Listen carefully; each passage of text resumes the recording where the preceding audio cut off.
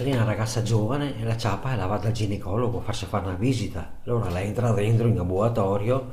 Buongiorno dottor, buongiorno. Sono qua per la visita, l'appuntamento. Ah, prego, prego, dai. La si sdrai qua sul lettino.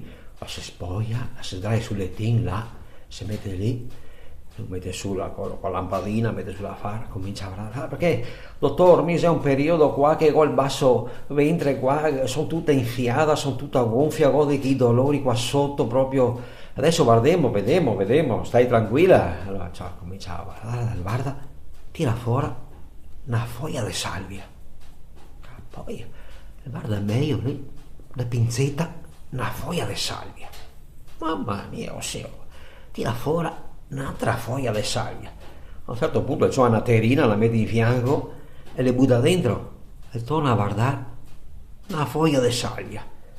Guarda meglio un'altra foglia di salvia. Scaruffa, guarda un'altra foglia di salvia e avanti con un'altra foglia ancora e avanti un'altra foglia ancora e un'altra foglia ancora.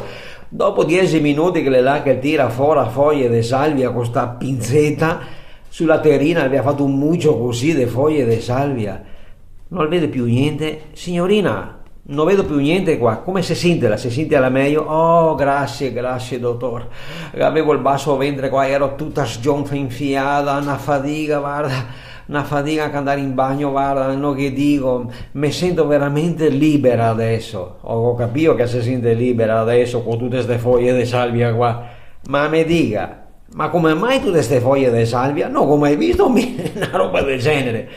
Salo dottor, mi ha insegnato mia mamma. Te ha insegnato mamma? E cosa? Sì, mi ha detto, un oselletto una foglia di salvia, un oselletto una foglia di salvia, un oselletto una foglia di salvia.